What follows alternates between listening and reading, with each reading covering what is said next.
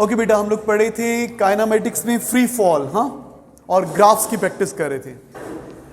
दो ग्राफ बनाने हैं और आज हमने डिस्कस करना है अगर हम किसी चीज़ को थ्रो करें अर्थ के ऊपर और मून के ऊपर, या ड्रॉप करें और ऊपर को थ्रो करें तो कैसा ग्राफ बनेगा, और विद इन एयर कैसा ग्राफ बनेगा। टर्मिनल स्पीड की बात करनी है आज हमें, ठीक है। सो यहाँ से स्टार्ट करते हैं। A ball is thrown vertically upwards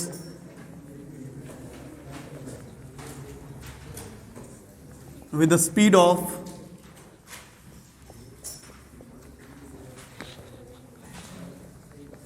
30 meter per second. Beta, please quiet, huh? A ball is thrown vertically upward with a speed of 30 meter per second from the ground level.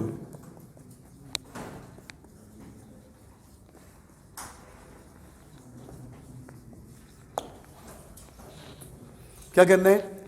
Draw the speed time graph, velocity time graph and find the maximum height reached. क्या करना है? Number 1, draw the speed time graph. Number 1, velocity time graph. Find maximum height reached. Maximum height reached by ball. जी मेरा बेटा, a ball is thrown vertically upward from the ground level. क्या हो रहा है? हम इसको विजुअलाइज कर सकते हैं। आप पहले लिख लें क्वेश्चन, ठीक है। Please hurry up.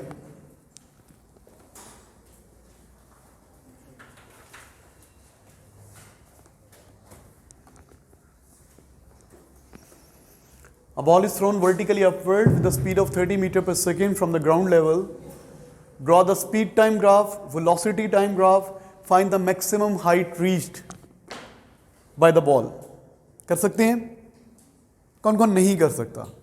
जो समझता मैं नहीं कर, कोई बात नहीं, मैं कुछ नहीं डांट रहा आपको, वैसे बताओ कौन कौन नहीं कर सकता। आप नहीं कर सकते? क्या कर सकते हो? ओके, कॉन्फिडेंट नहीं, आप कर सकते हो? आपको फंस गया, आपको कोई बात। सर आप बेटी यहाँ कर सकती हैं, दरमियान वाली बेटी? मतलब नहीं कर सकती ना। कोई बात नहीं। ओके बेटा, सबसे पहला काम पता क्या करते हैं? सबसे पहला काम ड्रॉ द डेटा। डेटा को ड्रॉ करें, विजुअलाइज करें। सो डेटा बाद में लिख लेंगे, पहले ड्रॉ करते हैं। मैं डेटा ड्रॉ कर रहा हूं। फॉर एग्जांपल यहां से बॉल को ऊपर फेंका है, ये ग्राउंड है। बॉल यूं स्ट्रेट ऊपर जाएगी, स्ट्रेट नीचे आएगी, लेकिन मैं थोड़ा ऊपर जाते को इधर और नीचे आते को साइड पे दिखा रहा हूं। यहां पे t0 पे स्टार्ट में कितनी स्पीड है ऊपर को? 30 लिखा हुआ ना क्वेश्चन में। A ball is thrown vertically upward with a speed of 30 meters per second. अच्छा, ऊपर जाते स्पीड कम होगी, कांस्टेंट रहेगी कि बढ़ जाएगी? कम होगी। क्यों? जहां ऊपर है अर्थ नीचे पुल कर रही है, स्पीड कम होगी। कितनी कितनी कम होगी? 10 जी की वैल्यू कितनी होती है? ग्रेविटेशनल एक्सेलरेशन कितना होता है? 10 मीटर पर सेकंड स्क्वायर। ऊपर जाते हुए 10 कम होती जाएगी हर सेकंड में, नीचे आते 10 बढ़ती जाएगी। पता ना आप लोगों को? तो मुझे पता है, सपोज 1 सेकंड में यहां पहुंचती है, t is equal to 1 second, तो यहां पे स्पीड कितनी हो जाएगी? 20, 10 कम हो जाएगी। 2 सेकेंड में सपोज यहां पहुंचती है, यहां मैं ब्लू से बनाऊं ताकि डिफरेंट लगे। सपोज यहां पहुंचती है 2 सेकेंड में, t is equal to 2 seconds. यहां पे स्पीड कितनी हो जाएगी? 30 से 20 से कितनी हो जाएगी? 10 मीटर पर सेकेंड। और फॉर एग्जाम्पल 3 सेकेंड में यहां पहुंचती है, यहां 3 सेकेंड में यहां पहुंचती है, तो यहां पे स्पीड कितनी हो जाएगी? 0, 10 कम होती जाएगी ना, 10 माइनस करते जाएं। यहां पे 30, 1 सेकेंड के बाद 20, फिर 10, फिर 0। और जहां पे स्पीड 0 होगी, यहां पे रुक गया ना, रेस्ट पर आ गया, रेस्ट पर, इसकी स्पीड 0 हो गई है। तो ये जो पोजीशन होती है क्या होती है? Maximum height. ये मैक्सिमम हाइट है, maximum height reach by the ball. ये ऊपर जा रहा है, ऐसे ही नीचे आएगा।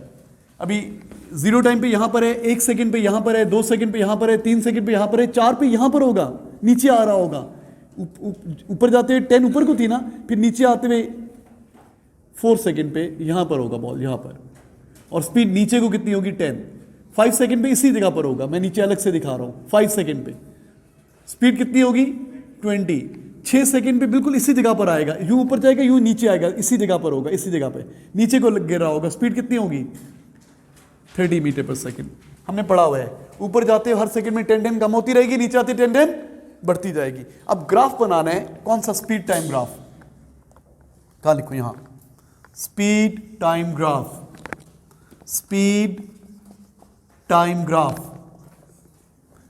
तो बेहतर ये होता है कि ग्राफ बनाने से पहले ना टेबल में वैल्यूज लिख लें। देखो मैं टेबल में वैल्यूज लिख लेता हूं, यहां पे टाइम, यहां पे स्पीड। 0 टाइम पे क्या स्पीड है 30, 1 सेकंड के बाद कितनी है 20, 2 सेकंड के बाद कितनी है 10, 3 सेकंड के बाद कितनी है 0, 4 सेकंड के बाद कितनी है 10, 5 सेकंड के बाद 20, स्पीड की बात कर रहा हूं बेटा, 6 सेकंड के बाद 30। ये टेबल वैल्यू है ना, दिखा यहां पे फेंका है, अभी 30 है, 1 सेकंड के बाद 10 कम हो जाएगी, जा ऊपर रहा है अर्थ नीचे पुल कर रही है, स्पीड कम होती जाएगी ऊपर जाते हुए। ग्राफ कैसे बनेगा? यहां पे लिख लो 0, 1, 2, 3, 4, 5, 6, और यहां पे 10, 20, 30। तो पॉइंट्स क्या आएंगे जनाब? 0 पे 30, 0 टाइम पे 30 स्पीड। आता है ग्राफ बनाना? यहां से शुरू होगा 0 पे 30, 1 सेकंड पे 20, ये देखो ये 20 1 सेकंड पे, ये पॉइंट। 2 सेकंड पे 10, ये पॉइंट। 3 सेकंड पे 0, 3 सेकंड पे ये 0, यहां पे ऑलमोस्ट स्ट्रेट लाइन बनेगी, स्ट्रेट ऐसे होगा। अब क्या होगा? 4 सेकंड पे क्या है 10, ऊपर दोबारा स्पीड टाइम ग्राफ है, यहां पे 10। 5 पे क्या है 20 यहां से, और 6 पे क्या है 30 यहां पे। तो ग्राफ यूं ऊपर जाएगा, पहले नीचे आएगा फिर ऊपर जाएगा। नीचे आ रहा है तो बॉडी अपवर्ड जा रही है ना भाई, स्पीड कब कम होती है ऊपर जाते हुए, और ये स्पीड बढ़ रही है, ये कहां आ रहा है डाउनवर्ड्स आ रहा है, ये डाउनवर्ड्स का ग्राफ है। स्पीड टाइम ग्राफ बनाया बेटा बॉल का, जिसको ऊपर फेंका है। बेटा ये दरवाजा बंद कर दोगे प्लीज अपने हाथ से, थैंक यू, जज़ाकल्लाह। ओके बच्चों, a ball is thrown vertically upward with the speed of 30 metre पर second from the ground level। Ball यूं ऊपर जाएगी यूं नीचे आएगी, मैंने विजुअलाइज किया और टेबल बना लिया, ये बन गया स्पीड टाइम ग्राफ। इस पे कोई डाउट है तो हाथ ऊपर करें। आता है सब बच्चों को? वेलोसिटी टाइम ग्राफ क्या ऐसा नहीं बनेगा? बनेगा ना सेम, एक फर्क होगा, ये वही बात। क्यों बेटा? आपको पता है ऊपर जाते हुए अगर वेलोसिटी पॉजिटिव है, velocity is a vector quantity, तो नीचे आते हुए क्या होगी नेगेटिव होगी। अगर हम वेलोसिटी की बात करेंगे, अभी इस साइड पे मिटा रहा हूं, ये ज्यादा हो गया। अगर हम वेलोसिटी की बात करेंगे, ऊपर जाते अगर पॉजिटिव है तो नीचे आते क्या होगा नेगेटिव। जी बच्चों, यहां पे कितनी वेलोसिटी है 30, 1 सेकेंड के बाद 20, 2 के बाद 10, 3 के बाद 0, यहां पे 10, ये 0 टाइम है, ये 1 सेकेंड टाइम है, ये 2 सेकेंड टाइम है, ये 3 सेकेंड टाइम है। अच्छा नीचे आते हुए क्या होगा बेटा? प्लीज क्वाइट, यहीं से नीचे आएगा, यहां पे वेलोसिटी कितनी हो जाएगी -10, यहां पे वेलोसिटी कितनी हो जाएगी -20, और यहां पे कितनी हो जाएगी -30। Velocity is a vector quantity, ऊपर को अगर पॉजिटिव है तो नीचे को नेगेटिव होगी। अच्छा कितने टाइम बाद होगा? ये 4 सेकंड के बाद, ये 5 सेकंड के बाद, ये 6 सेकंड के बाद। वेलोसिटी टाइम ग्राफ बनाना है, दोनों साइड्स पर आएगा, इसलिए मुझे यूं करना पड़ेगा वेलोसिटी टाइम, यहां पे 10, 20, 30, और यहां पे क्या है -10, -20, -30। 1 2 3 4 5 6, 1 2 3 4 5 6 टाइम सेकेंड्स में। ग्राफ बनाना है तो टेबल बना लेते हैं, इजी हो जाएगा। वैसे तो पता है मुझे क्या क्या पॉइंट्स हैं, लेकिन चलें टेबल बना लेते हैं। वेलोसिटी मैं इसी के साथ यहां पे बना लेता हूं एक और कॉलम, यहां पे वेलोसिटी लिखी है, वेलोसिटी 0 टाइम पे क्या वेलोसिटी है 30, 1 सेकेंड पे क्या है 20, 2 के बाद क्या है 10, 3 पे 0, 4 पे क्या है -10, -20, -30। तो बच्चों ग्राफ कैसा बनेगा? यहां से फिर नीचे, यहाँ ये तो सेम बनेगा ना, फिर नीचे चला जाएगा यूं। ये अपवर्ड जर्नी है, ये अपवर्ड जर्नी है, और ये डाउनवर्ड जर्नी है। Velocity time graph positive side पे भी बनेगा, नेगेटिव साइड पे भी बनेगा। ये स्पीड टाइम ग्राफ था, वेलोसिटी टाइम ग्राफ।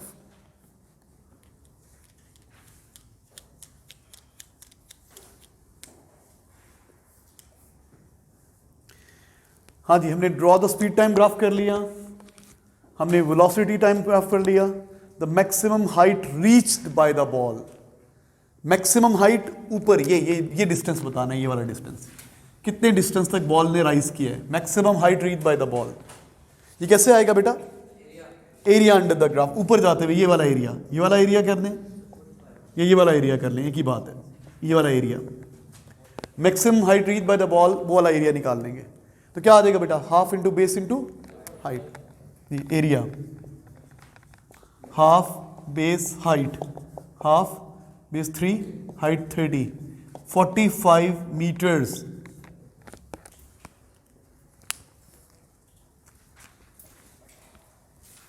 तो हमने पढ़ लिया फ्री फॉल में अगर बॉल को ऊपर फेंकेंगे तो कैसा ग्राफ बनेगा।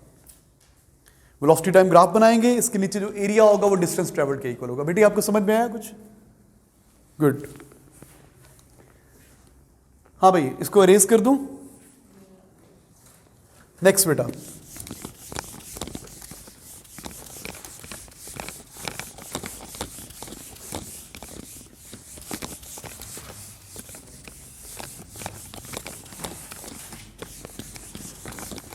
अच्छा भाई, एक ऑब्जेक्ट को मैं ड्रॉप कर रहा हूं near the surface of earth. A ball is drop near to the surface of earth, a ball is dropped from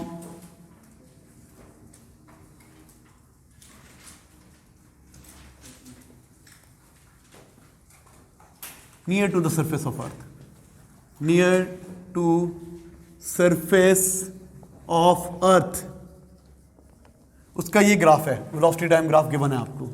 कैसा बनेगा हमें पता है, 1 सेकंड में वेलोसिटी पहले 0 है ना, ड्रॉप करें, 1 सेकंड के बाद 10, 2 पे 20, 3 पे 30, ग्राफ ऐसे बनेगा, ऐसे बनेगा। 1 सेकंड में वेलोसिटी कितनी हो जाएगी? 10, 2 पे कितनी हो जाएगी? 20 एंड सो ऑन। ये गिवन है क्वेश्चन में। And a ball is dropped near to the surface of earth, और उसका ये ग्राफ है। एग्जामिनर कहता है if the ball is drop near to the surface of moon, उसका इसी एक्सिस पे ग्राफ बनाना है। बी पार्ट क्या? A ball is drop near to the surface of earth, the motion of the ball is shown in the graph, motion of ball is shown in graph। अच्छा, if the ball was dropped near to surface of moon, ये अर्थ पे graph बना है ऐसा, इसी axis पे।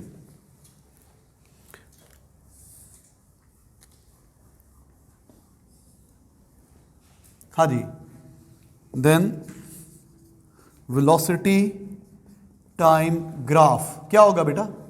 कैसा बनेगा वेलोसिटी टाइम ग्राफ? कर्व बनेगा कि स्ट्रेट लाइन बनेगा? ओवरलैप करेगा? ज्यादा ग्रेडियंट होगा कि कम ग्रेडियंट होगा? मून की जो ग्रेविटेशनल फील्ड स्ट्रेंथ है ना 1/6 होती है। यहां पे जी की वैल्यू 10 है ना, अर्थ पे जी की वैल्यू कितनी होती है? 10 मीटर पर सेकेंड स्क्वायर। ये अर्थ के ऊपर मून के ऊपर जी के लिए पता कितनी होती है? 1.66 मीटर पर सेकेंड स्क्वायर, 1.67 चले, 1/6 होती है। अब बताओ मुझे, शाबाश बेटा, अर्थ पे ये ग्राफ बनाए तो मून पे कैसे ग्राफ बनेगा? ग्रेडियंट ज्यादा होगा कि कम होगा? कम होगा, क्योंकि इसकी इस वेलोसिटी टाइम ग्राफ की जो एक्सेलरेशन होती है वो रिप्रेजेंटेड बाय ग्रेडियंट। अब स्लोप इसकी जो है ना ग्रेडियंट 1/6 है, ये क्या है? 1/6 1/6, तो ग्रेडियंट भी 1/6 होगा। जैसे इसकी 0 टाइम में 1 सेकंड में 10 स्पीड होती है ना, उसकी 1 सेकंड में 1.6 होगी, 2 सेकंड में 3.2 होगी, 1.66 ऐड होता जाएगा। जैसे बॉल को अर्थ के पास ड्रॉप करें तो क्या होता है, 0 टाइम पे 0, 1 सेकंड के बाद 10 बढ़ गई, 2 के बाद 20, 3 के बाद 30। मून के पास ड्रॉप करेंगे तो 1 सेकंड में कितनी हो जाएगी, 1.6, 2 के बाद 1.6 इंटू 2, 3.2, 3 के बाद 4.8। तो ग्राफ जो बनेगा उसका ग्रेडियंट इससे 1/6 होगा। मतलब 1 सेकंड में वो 10 अचीव नहीं करेगा, 1.6 यहां पे कहीं पे, 2 सेकंड में ये बिल्कुल लेस स्टीप बनेगा, लेस स्टीप बनेगा, ये लेस स्टीप बनेगा मून पे ग्राफ। अगर अर्थ पे ये ग्राफ बना है बेटा तो मून पे ये ग्राफ बनेगा। Then velocity time graph will be less steeper, will be less steeper.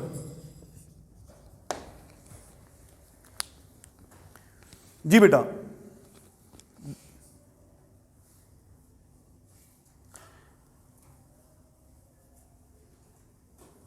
अगर अर्थ पे एयर नहीं है तो ऐसा ग्राफ बनेगा। मून पे तो एयर नहीं होती, मून का तो ऐसे ही बनेगा, मून पे तो एयर होती नहीं है। अर्थ पे एयर नहीं है तो ऐसा बनेगा, अगर एयर है तो अब हम बात करते हैं एयर में कैसा बनेगा।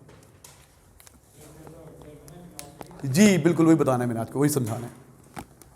इसको इरेज कर दें बेटा, डन। तो अर्थ पे यूं है तो मून पे यूं होगा, सबको पता है। अर्थ की जी की वैल्यू कितनी है, 10, हर सेकंड में 10 स्पीड बढ़ेगी नीचे आते हुए। मून पे जी की वैल्यू 1.6, हर सेकंड में 1.66 स्पीड बढ़ेगी नीचे आते हुए, ऊपर जाते हुए 1.66 कम होगी। नेक्स्ट बात करते हैं, अब बात करते हैं falling freely in air. Heading लिखिए, falling freely in air, falling freely in air. Engine के अलावा नीचे गिरते जा रहे हैं, हवा में छलांग लगा दी है हमने, जैसे स्काई डाइवर होता है। Falling freely in air,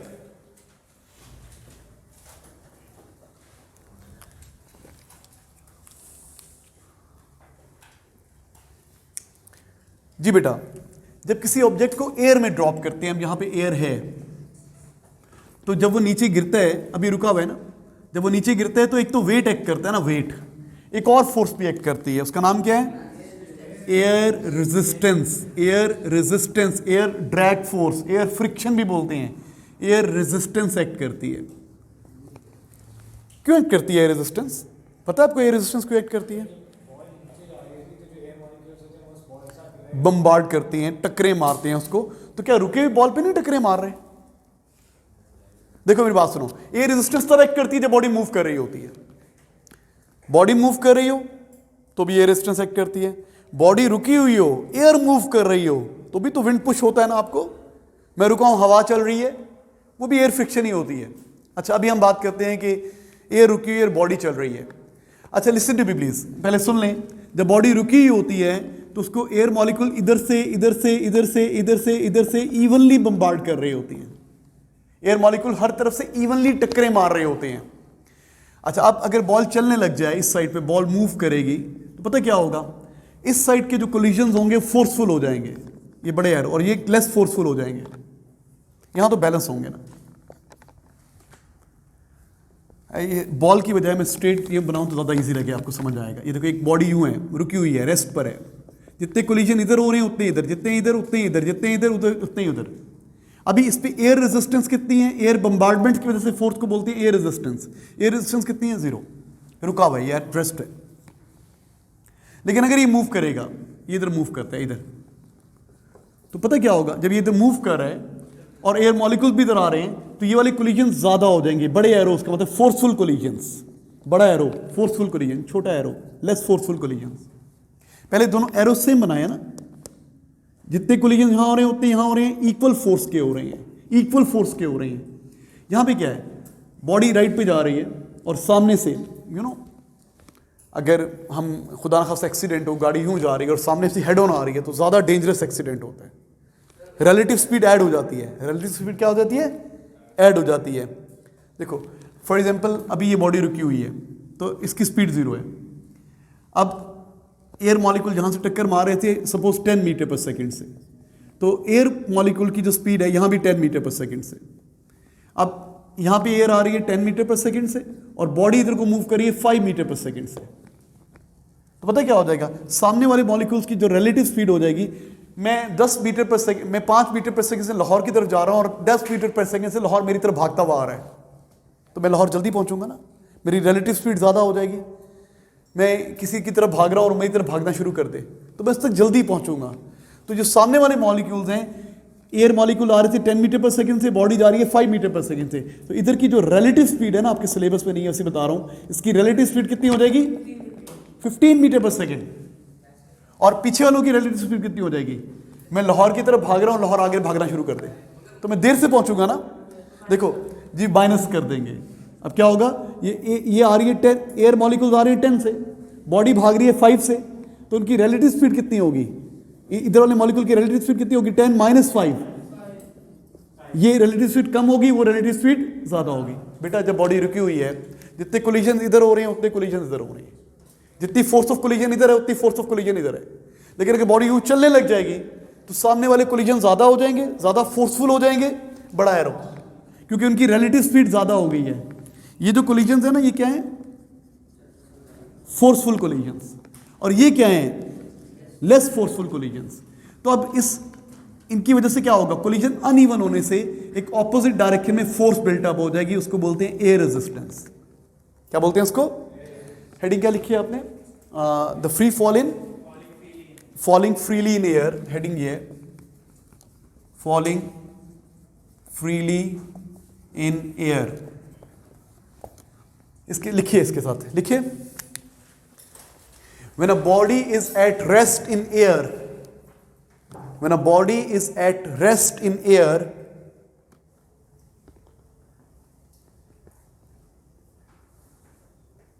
when the body is at rest in air, the air molecules bombard, the air molecules collide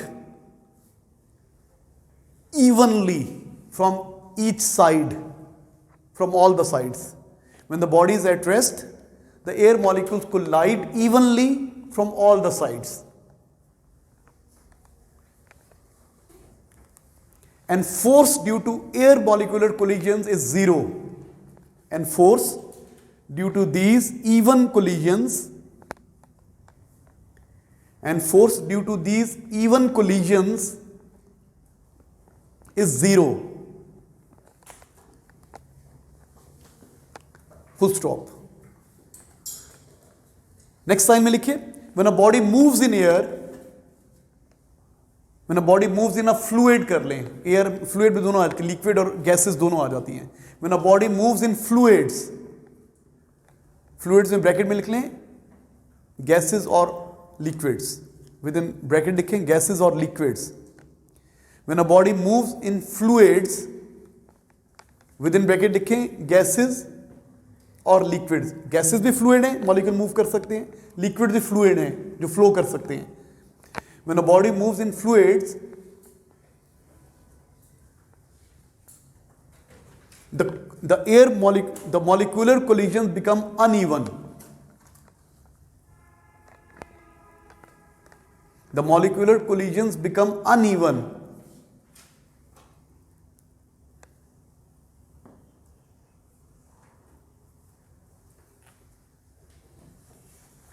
The molecular collisions become uneven. Full stop के लिखो।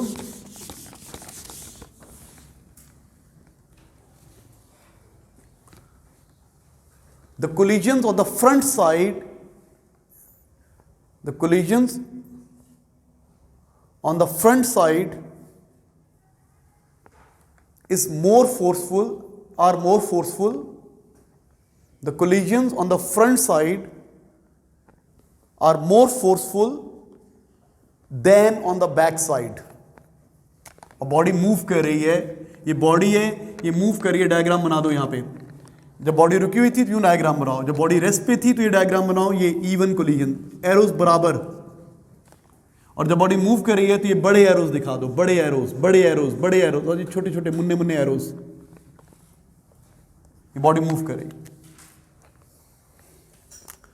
The collisions from the front side are more forceful than from the back side.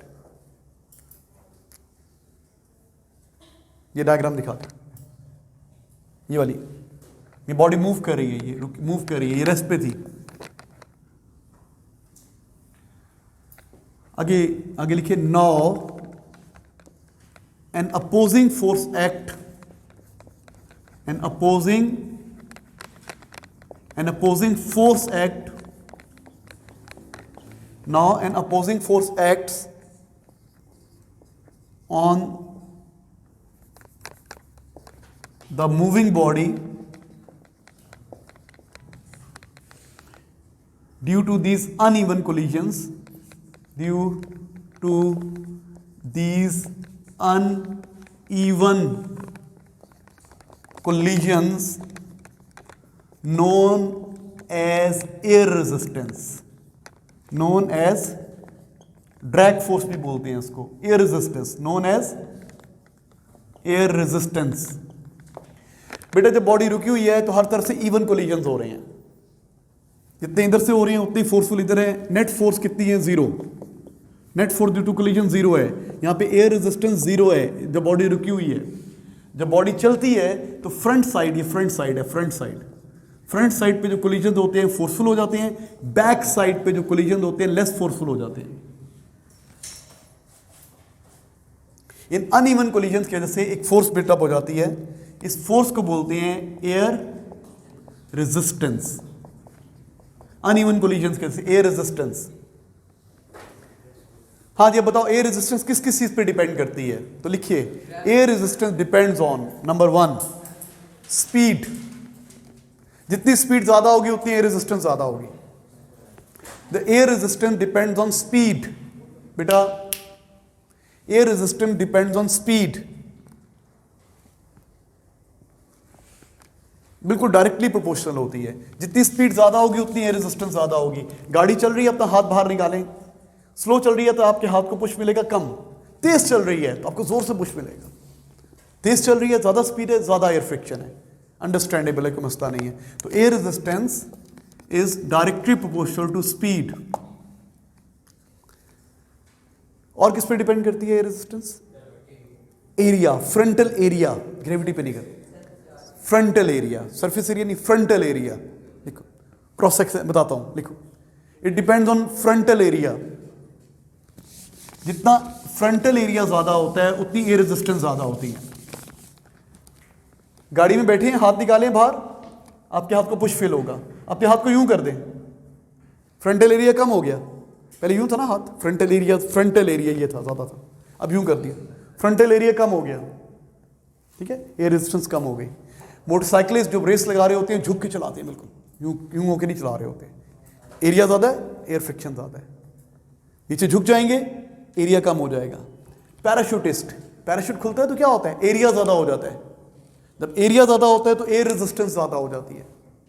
सुन रहे हैं मेरी बात? तो it depends on what? Frontal area. तो कैसे? Directly proportional. Air resistance is directly proportional to area. Frontal area basically होता है, ये वेलोसिटी है। हाँ जी, और भी बहुत सारे फैक्टर पे डिपेंड करती है air resistance. You know, it depends on density of fluid. जितनी डेंसिटी ज्यादा होगी, डेंसर फ्लूइड होगा, उतनी एयर रेजिस्टेंस ज्यादा होगी। अब नहीं लिखवा रहा मैं आपको। और किस पे डिपेंड करती है? Viscosity of the fluid. ये विस्कोसिटी क्या होती है? Resistance to flow. गुड यार।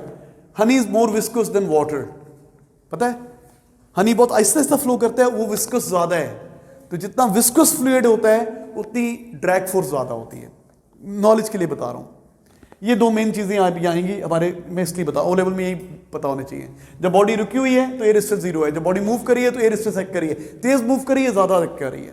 जितना एरिया ज्यादा होगा उतनी एयर रेजिस्टेंस ज्यादा होगी। अब बेटा इसी को अप्लाई करते हैं। लिसन, एक और डेफिनेशन लिखिए, लिखिए साथ, लिखिए टर्मिनल वेलोसिटी। लिखिए definition, terminal velocity. Terminal velocity, terminal velocity क्या होता है? It is a uniform velocity. बेटा लिख लो ना, terminal velocity is the uniform velocity attained by an object. It is a uniform velocity attained by an object moving in a fluid. It is a uniform velocity attained by an object moving in a fluid when forces are balanced. When forces are balanced, अभी समझाता हूं, लिख लो। Terminal velocity, जी बिल्कुल। Terminal velocity क्या होता है? It is a uniform velocity attained by an object moving in a fluid when forces are balanced.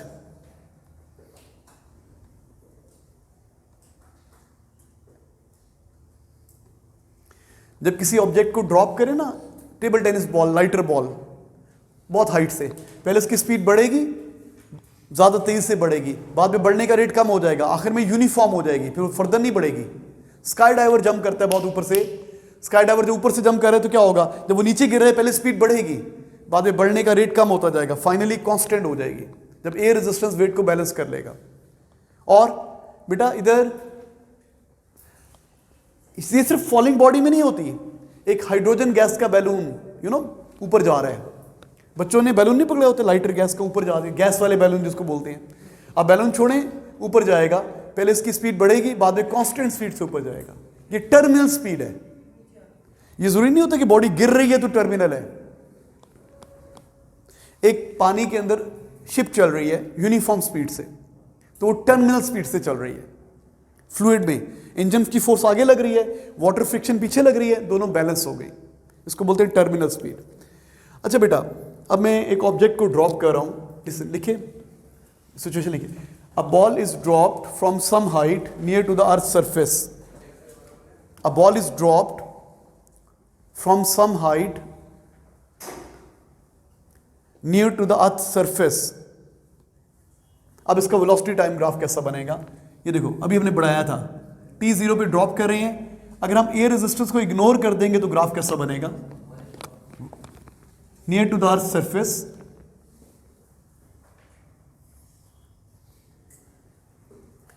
तो लिखो, if air resistance is negligible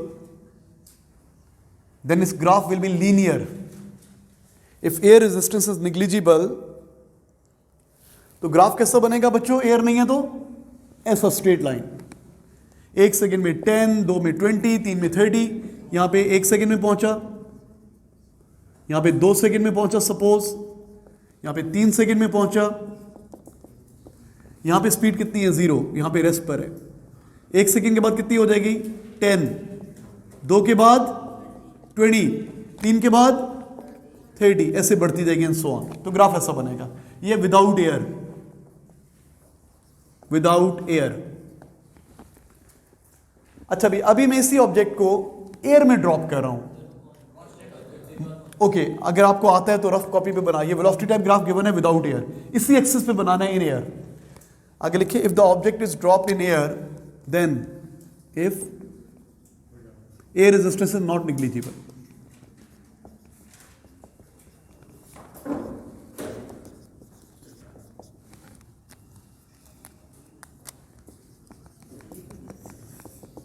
जी बेटा, अगर एयर रेजिस्टेंस निग्लिजिबल नहीं है तो ग्राफ कैसा बनेगा?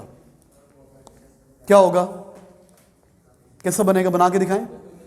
इसी एक्सिस के ऊपर बनाना है, इसी एक्सिस के ऊपर।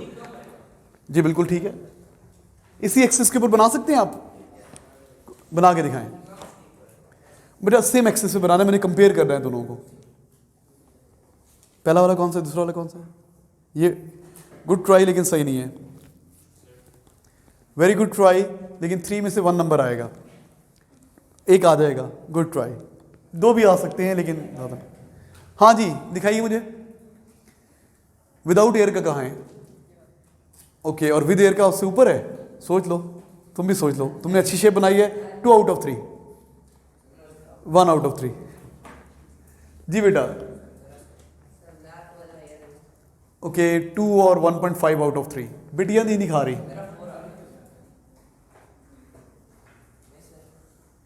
दिखाएं। बनाया आपने? अच्छा, बना लो, कोई बात नहीं। एयर में ड्रॉप कर रहे हैं तो एयर में पता है ग्राफ कैसा बनता है इसका? बताओ, ये बच्चे कुछ ऐसा कर रहे हैं, क्या गलती कर रहे हैं मुझे बताना है आपने। बच्चे यूं पहले स्ट्रेट लेके जा रहे हैं और बाद में यूं कर रहे हैं, क्या ये सही है? ये सही नहीं है। कुछ बच्चे यूं कर रहे हैं, क्या ये सही है? नहीं सही। कुछ बच्चे यूं कर रहे हैं, क्या ये सही है? नहीं सही। मिस्टेक्स क्या है?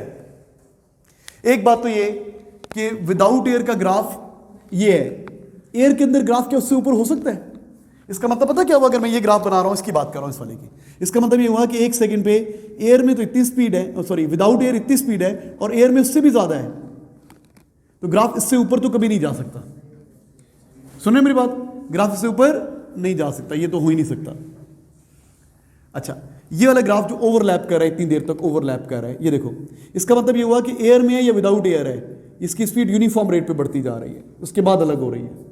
नहीं, ऐसी बात नहीं है, इनमें शुरू में सेपरेट हो जाएंगे ग्राफ, और ये एकदम से नहीं होता, ये भी नहीं है। तो कैसा ग्राफ बनेगा बेटा? जब एयर में ड्रॉप करेंगे तो कैसा ग्राफ बनेगा? लिसन, इससे ऊपर नहीं जाएगा, यूं टेंजेंट होगा यहां पे शुरू में, ये शुरू में बस बराबर होगा, बाद में अलग हो जाएगा। ये इन एयर ग्राफ बन रहा है, इन एयर ऐसा ग्राफ बनेगा। बनाए मैं समझाता हूं, सही बनाया था, अगर ऐसा बनाया था तो साथ साथ चलता नहीं रहेगा, जुड़ के अलग हो जाएगा। विदाउट एयर ये ग्राफ है, तो इन एयर ये ग्राफ होगा। थोड़ा लेबल कर लें, यहां पे वेलोसिटी यूनिफॉर्म हो गई है, तो ये वेलोसिटी की वैल्यू क्या होगी? Terminal velocity. अभी बात करते हैं, इस टाइम पे अचीव हो रही है। जी बेटा,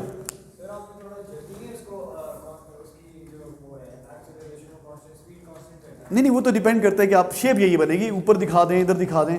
एक तो सेपरेट होना जरूरी है, और शुरू में टेंजेंट होना जरूरी है, और एक ग्रेजुअली ग्रेडियंट कम होता है। नहीं मेरा बेटा, उसमें मैंने ये बनाया था तीसरे एग्जाम्पल में ना, यूं इसके साथ ओवरलैप कर गया था, यूं ये चलता रहा था इतनी देर तक, नहीं करेगा वो, शुरू में करेगा t0 पे। ओके बेटा, अब शेप को एक्सप्लेन करना है मैंने आपको। Listen to me please. ये मैंने ऑब्जेक्ट को ड्रॉप किया है, कहां पे ड्रॉप किया है? इन एयर, ऐसा ग्राफ बना है, और ये टर्मिनल वेलोसिटी है। प्लीज सुन लें जरा, हो क्या रहा है। विदाउट एयर तो क्लियर है ना आपको? विदाउट एयर पता क्या है? इस पे जो फोर्सेस एक्ट कर रही हैं, एक ही फोर्स है। सपोज इसका वेट है 10 न्यूटन। बच्चों सुन लो प्लीज, यहां भी वेट कितना है? 10 न्यूटन। एक ही फोर्स एक्ट कर रही है। यहां भी वेट कितना है? 10 न्यूटन। यहां भी वेट कितना है? 10 न्यूटन। यहां भी वेट कितना है? 10 न्यूटन। जब एयर नहीं है तो हर जगह पे रिजल्टेंट फोर्स किसके इक्वल है? वेट के इक्वल है। और एक्सेलरेशन किसके इक्वल है? जी के इक्वल है। आपको पता है ना, हमने पढ़ा नहीं है लेकिन पढ़ लेंगे, F इक्वल टू ma होता है, और W इक्वल टू क्या होता है? mg। जब फोर्स वेट के इक्वल होती है तो एक्सेलरेशन जी के इक्वल होता है। तो इसमें क्या हो रहा है? विदाउट एयर फोर्स यूनिफॉर्म, यहां भी 10 न्यूटन, यहां भी 10 न्यूटन, यहां भी 10 न्यूटन, यहां भी 10 Newton. Force uniform, acceleration uniform. Acceleration is represented by gradient uniform. आपको पता है स्लोप किसके इक्वल है? एक्सेलरेशन के इक्वल है। तो यहां पे क्या है? जब एयर नहीं है, जितनी फोर्स यहां है उतनी फोर्स यहां है, उतनी फोर्स यहां है, उतनी फोर्स यहां है। जब फोर्स यूनिफॉर्म है तो एक्सेलरेशन यूनिफॉर्म है। यहां भी एक्सेलरेशन 10 मीटर पर सेकंड स्क्वायर, यहां भी 10 मीटर पर सेकंड। फोर्स एक्सेलरेशन के प्रोपोर्शनल होता है। The force uniform, acceleration uniform, gradient uniform, straight line. अब एयर में जब ड्रॉप करेंगे तो क्या होगा बच्चों? जब एयर में ड्रॉप करेंगे, अब एयर की बात कर रहा हूं, जब एयर में ड्रॉप करेंगे t0 पे, लिसन बेटा, यहां पे स्टार्ट पे, यहां पे एयर रेजिस्टेंस कितनी है? 0। यहां पे एयर रेजिस्टेंस कितनी है? एयर में ड्रॉप कर रहे हैं लेकिन रुका हुआ है, वेलोसिटी 0 है, रेस्ट पर है, आपके हाथ से निकला लेकिन रेस्ट पर है, तो एयर रेजिस्टेंस 0 है। अच्छा, अब जैसे नीचे गिरेगा तो स्पीड बढ़ती जाएगी ना। अब ये 10 तो नहीं होगी, जब स्पीड बढ़ेगी तो एयर रेजिस्टेंस बढ़ेगी। अच्छा, यहां पे एयर रेजिस्टेंस कितनी है? सपोज 2 न्यूटन, सपोज, तो रिजल्टेंट फोर्स कितनी हो गई? 10 - 2, 8 न्यूटन। यहां पे रिजल्टेंट फोर्स कितनी थी? खाली 10 थी। अच्छा, यहां पहुंचा, स्पीड और बढ़ गई है क्योंकि फोर्स, नीचे की फोर्स ज्यादा है, ऊपर की फोर्स कम है। वेट है 10 न्यूटन, एयर रेजिस्टेंस होगी 6 न्यूटन। बढ़ती जा रही है, जैसे जैसे स्पीड बढ़ रही है एयर रेजिस्टेंस बढ़ती जा रही है। बेटा ये नीचे गिर रहा है ना, जैसे जैसे नीचे गिरता जाएगा एयर रेजिस्टेंस बढ़ती जाएगी। अब रिजल्टेंट फोर्स कितनी हो गई? 10 नीचे को, 6 ऊपर को। कितनी हो गई रिजल्टेंट फोर्स? 4 न्यूटन। कम हो गई, रिजल्टेंट फोर्स कम होती जा रही है। अच्छा, यहां पहुंचा, वेट कितना है 10 न्यूटन, एयर रेजिस्टेंस बढ़ के कितनी हो गई 10 न्यूटन। अब यहां पे रिजल्टेंट फोर्स कितनी हो गई 0। जब रिजल्टेंट फोर्स 0 हो गई, फोर्सेस बैलेंस्ड हो गई, फोर्सेस क्या हो गई बैलेंस्ड। अब वेलोसिटी क्या हो जाएगी यूनिफॉर्म, और इस वेलोसिटी को क्या बोलते हैं टर्मिनल वेलोसिटी। तो बेटा जब किसी ऑब्जेक्ट को एयर में ड्रॉप कर रहे हैं तो क्या हो रहा है, weight stays constant everywhere, weight तो कांस्टेंट है, लेकिन जैसे जैसे नीचे गिरता जा रहा है स्पीड बढ़ती जा रही है, स्पीड बढ़ने से एयर रेजिस्टेंस बढ़ती जा रही है। यहां पे कितनी थी एयर रेजिस्टेंस 0, यहां पे 2 न्यूटन, यहां पे 6 न्यूटन, यहां पे 10 न्यूटन, एयर रेजिस्टेंस बढ़ती जा रही है, एयर रेजिस्टेंस स्पीड के बढ़ने से बढ़ रही है, और फाइनली एयर रेजिस्टेंस वेट को बैलेंस कर देगी, फोर्सेस बैलेंस्ड हो जाएंगी। अब इनर्शिया, रुकी बॉडी रुकी रहेगी, चलती बॉडी यूनिफॉर्म वेलोसिटी से चलती रहेगी, ये रुक नहीं जाएगी, फोर्सेस बैलेंस्ड होगी, ये चल रही है, तो फिर ये यूनिफॉर्म वेलोसिटी से नीचे गिरती रहेगी, तो वेलोसिटी यूनिफॉर्म हो जाएगी। यहां पे आके क्या हो गया इस जगह पे, air resistance is equal to weight हो गया। यहां पे क्या था, स्पीड बढ़ रही है, यहां पे क्या था, air resistance was less than weight, forces unbalance थी, यहां पे स्पीड बढ़ रही है, यहां पे स्पीड कांस्टेंट हो गई है। ओके, पहले लिख रहे हैं फिर दोबारा समझाता हूं, लिखिए लिखिए। When an object is dropped in air, when an object is dropped in air, when an object is dropped in air, weight stays constant throughout the motion, weight stays constant throughout the motion. When an object is dropped in air, weight stays constant throughout the motion. Full stop. Next line लिखिए, next line. Air resistance increases with speed, weight stays constant throughout the motion, weight तो constant. Air resistance increases with speed, air resistance speed पे depend करती है, speed बढ़ती जा रही है, air resistance बढ़ती जा रही है, और फाइनली वेट को बैलेंस कर देगी। Air resistance increases with speed and eventually balances the weight. Air resistance increases with speed, लिख लो, स्पीड बढ़ती जा रही है बेटा, ये देखो ग्राफ ऊपर जा रहा है। Air resistance increases with speed and finally balances the weight.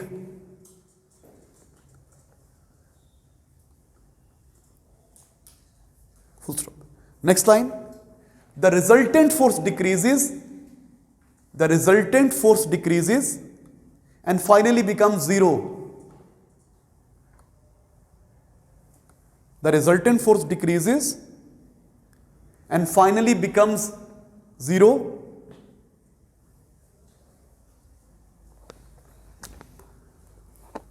Since acceleration is directly proportional to force, since acceleration is proportional to force, ऐसे लिख लें, since A is proportional to F,